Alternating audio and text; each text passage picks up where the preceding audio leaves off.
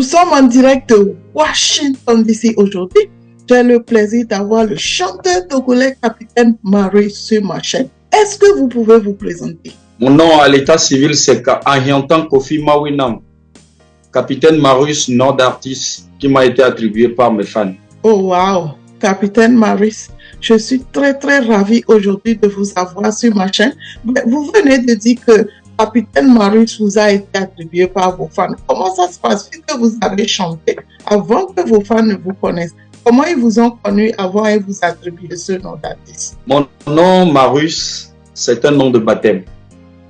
Donc je peux dire que j'ai commencé la musique avec les DJ animateurs. Donc moi-même j'étais un DJ animateur, tu sais, dans les bars et dans les VIP. Et du coup mes fans ont trouvé que le gars là, il faut qu'il soit le capitaine des mélomanes, le capitaine de tous ceux qui sont en train d'émerger dans la nuit avec des bonnes mélodies. C'est là, c'est arrivé facilement comme ça avec mes fans, Capitaine Marius. On dit à chaque fois quand je rentre dans les bars, dans les maquis, oh, le capitaine est là, le capitaine est là, le capitaine est là. Normalement, c'était DJ Marius, simple.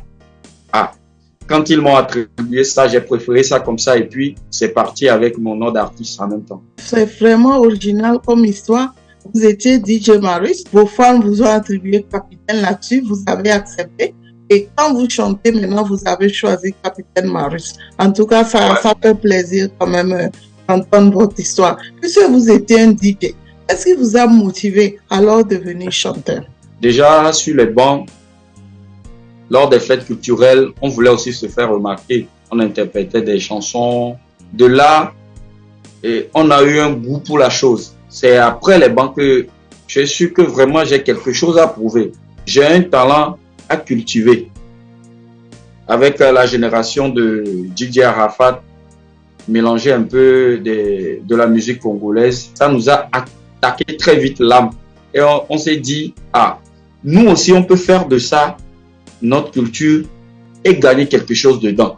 Je peux dire que c'est ma motivation. C'est vrai que vous avez chanté depuis que vous étiez enfant, mais je crois qu'il y a une année quand même, vous avez commencé votre carrière professionnelle. Est-ce que vous pouvez me dire, depuis quand avez-vous commencé votre carrière? De 2008 à 2011, j'étais un DJ animateur. Mes aînés sollicitaient mes aides, puisqu'il y a des chansons où on veut l'intervention de quelqu'un qui serait bien animé. C'est de là que j'ai pu approcher mes aînés, tels que Rosine B, Cara Boys et Pundi Cissé, 2010, 2009. J'étais rentré en studio, intervenir dans des chansons où j'animais très bien. Mais je n'avais pas encore de morceaux personnels ou bien je n'étais pas encore sur le terrain. Je me contentais de rester dans les maquis. C'est en 2011 que j'ai eu à faire mon premier single. Donc, c'est de là que je me suis lancé professionnellement. Quel genre de musique vous produisez? En 2011, mon premier single, c'était du coupé décalé. Et vous faites toujours ce coupé décalé ou vous avez changé? Non. C'était un début, non. Je ne peux pas faire du coupé décalé. Pourtant, je ne suis pas un Ivoirien. Je préfère faire quelque chose qui s'identifie au Togo. Quand vous me parlez au début, vous parlez beaucoup de DJ Arafat. Je pensais en fait qu'il était votre idole. Puisqu'il n'est pas en fait coupé décalé, n'est pas. Dites-moi, quel est votre idole en fait aujourd'hui dans la musique? Mon idole, c'est Jésus-Christ de Nazareth. Je sais qu'il y a beaucoup de personnes qui vont se dire, mais c'est quelle réponse ça? On te demande ton idole dans la musique, tu dis c'est Jésus-Christ. Dieu peut t'aider à chanter. Toi, un artiste, Dieu peut t'aider à chanter. Puisque moi, quand je dors, à chaque fois que je prie, quand je dors, je rêve en chantant. Il y a des morceaux, ce sont des morceaux que j'ai gagnés dans mon rêve, des sonorités que j'ai gagnées dans mon rêve. Ça n'a rien à voir avec la musique que j'écoute dans le monde. Quand une inspiration me vient, moi je le chante. Que ça parle de Dieu, que ça peut égayer les cœurs, je chante. C'est une première fois que j'entends un artiste qui croit en Dieu, qui adore Dieu, son idole est Jésus-Christ, mais qui chante toutes sortes de chansons. Combien d'albums avez-vous aujourd'hui sur le marché? Mon album n'est pas encore sorti. Et combien de chansons alors vous avez? J'ai au moins une trentaine de chansons à mon actif. Par quelle chanson avez-vous commencé votre carrière? J'ai commencé ma carrière avec la chanson Amundele. Amundele qui était un peu du coupé décalé. Par après, la chanson qui m'a révélé au public togolais et partout sur le territoire togolais, on connaît Capitaine Marus, c'est Tela, Tela, Tela, Tela, au matin où vit Anama. Tela, Tela, Tela, Tela, au matin où vit Anama. Mado Design, mais en 2016, par la grâce de Dieu, ce morceau m'a révélé au territoire national. Puisque vous étiez un DJ, vous avez chanté, vous avez passé par le coupé décalé, maintenant vous faites le rythme togolais. Quelle expérience en fait avez-vous eue depuis que vous avez commencé par chanter? Quand tu es un jeune artiste et tu te lances dans le showbiz sans un staff, sans personne, c'est fort probable que tu vas faire beaucoup d'erreurs. Et chaque jour que Dieu fait, Dieu te donne encore une nouvelle chance. Puisque c'est un monde un peu compliqué. C'est la perfection, ne pas tomber dans les mêmes erreurs. Tout ça, je pense que ça a fait de Capitaine Marus un artiste musicien. Je vois que parfois c'est pas facile, même avec les autres chanteurs. Sûrement il y a les clashs, il y a les problèmes. Vous pouvez me partager un peu à ce niveau. Est-ce que depuis que vous avez commencé par chanter, qu'est-ce que vous avez appris avec les autres artistes? Je suis quelqu'un qui aime beaucoup dormir. Je n'aime pas les histoires, que ce soit Toufan, que ce soit King Mason, jusqu'au dernier.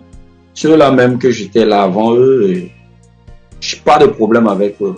Chacun reconnaît sa place au fait. Moi, ma place n'est pas à critiquer ou bien à tirailler, puisque ma manière de chanter, ma manière de faire, je suis au fait un peu unique. Quand on prend Capitaine Marus, on sait que c'est lui seul qui est sur ce terrain.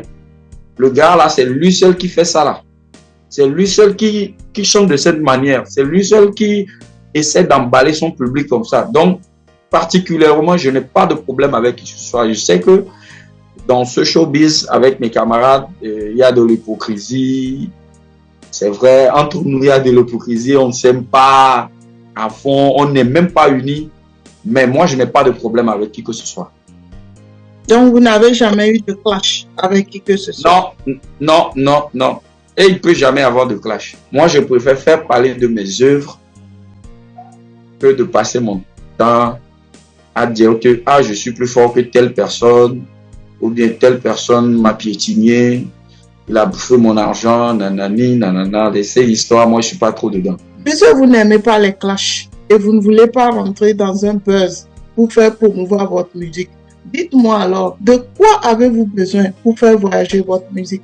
En un seul mot, c'est les moyens. Parce qu'un artiste qui n'a pas de producteur, c'est impossible qu'il puisse faire voyager sa musique ou ses œuvres.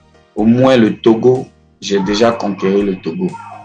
Il n'y a pas un coin ou bien un village de Lomé jusqu'à Saint-Cancé où on ne connaît pas Capitaine Marus. Sur le territoire national, j'ai déjà fait ce que je peux faire. C'est vrai que parfois on a besoin des producteurs pour faire voyager la musique, mais je veux vous dire que lors de mon interview avec le grand frère Miwe, il m'a dit quoi? Au début, il voulait un producteur comme tout le monde. Il n'a jamais trouvé. Il est allé chercher un travail, il l'a fait. Et c'est comme ça, il a commencé par s'autoproduire et jusqu'aujourd'hui. Mais il dit que quand il évoluait déjà, les producteurs qui sont venus dans sa musique, ils étaient là juste comme ça pour se faire voir eux-mêmes. Parce que ça ne l'a plus rien apporté. Moi, je pense que cet exemple du grand frère Miwe peut vous aider aussi. Vous n'avez pas besoin d'un producteur. Vous avez juste besoin d'un petit boulot à côté. Et ça peut vous aider franchement à faire voyager votre musique. Cela veut dire en fait que c'est pas facile d'avoir du financement, c'est ça. Et c'est pas aussi facile d'être un artiste en Afrique, n'est-ce pas? Être un artiste en Afrique, surtout chez nous au Togo, c'est vraiment difficile. Ce que vous venez de dire tout de suite par rapport au grand frère Mewe, il a parfaitement raison. Et c'est ce que tout le monde essaie de faire actuellement. Mais ça prend du temps. Dans les 95, les grands frères qui ont eu vite cette idée, ça a marché. Aujourd'hui, nous, on a faussé les pas, on a faussé les bases. On a déjà eu la Starmania. La Starmania, tu sors, tout le monde t'apprécie déjà, tout le monde te respecte, on fait des photos avec toi, tu es déjà la star. Et tu gagnes des cachets. D'un seul coup, ta musique baisse un peu, puisque chaque jour, il y a des nouvelles têtes qui viennent. Quand toi, tu veux te lancer professionnellement, internationalement, c'est là que tu vas avoir des accrochages, tu peux pas. Et ceci, c'est pour se produire seulement au Togo. On n'en a plus besoin, il suffit de rentrer en studio comme tu le fais d'habitude. Tu fais sortir une chanson, tu fais la promotion et puis ça passe. Mais là, si on veut parler d'un autre pays, il va falloir une promotion dans ce pays, avoir des relations, tout. Aujourd'hui, l'Internet qui est là, qui coûte très, très cher. Avec cette difficulté, vous avez, quel conseil avez-vous à donner à un jeune Togolais, africain, qui voudrait commencer sa carrière de musique? D'abord, qu'il ne fausse pas les bases, qu'il se concentre totalement sur son objectif. Et puis mettre Dieu dans tout ce qu'ils vont faire. Avez-vous un mot de fin? Que Dieu bénisse le monde entier. Tous ceux qui ont eu la chance d'écouter une fois ma musique et l'apprécier, que Dieu les bénisse. D'abord, Dieu est mon producteur et je suis en quête de producteur. Si j'en gagne, je leur servirai ce que Jésus-Christ m'a donné. Quand ça ne va pas du tout, les gens ils sont là, ils vont même pas t'encourager. Mais quand Dieu commence à te bénir, ils vont dire que toi tu connais sorcier. Quand ça ne va pas du tout, les gens ils sont là, ils vont même pas t'encourager. Oh. Mais quand Dieu commence à te bénir, ils vont dire que toi tu connais sorcier. Par-ci par-là, ils vont dire que tu connais sorcier. À tous les amis de Washington, Maurice Capitaine vous salue. Africa Vyokwa Take Igweji, Maune Nanikumbi. Dieu vous accompagne toujours dans vos projets. Que Dieu vous accompagne toujours dans votre vie. Quand ça ne va pas du tout, ils sont là, ils vont même pas t'encourager. Oh. Mais quand Dieu commence à te bénir, ils vont dire que tu connais sorcier. Dieu n'a qu'à vous bénir abondamment. Abondamment, abondamment. Yase vivi la nigbanji, anigbanji, kengwe miajo. Yase vivi la nigbanji, nigbanji, kengwe miajo. Capitaine Maurice, merci beaucoup d'être venu sur ma chaîne. Je rappelle qu'on est en direct de Washington, ici aux États-Unis. Vous qui avez beaucoup chanté, vous avez beaucoup cartonné au Togo. Et moi, c'est un honneur d'être avec vous ici encore. Vous étiez un DJ et finalement, vous avez beaucoup chanté. Vous avez même passé par le coupé décalé. Et franchement, je suis honoré de vous avoir en train de parler de votre carrière.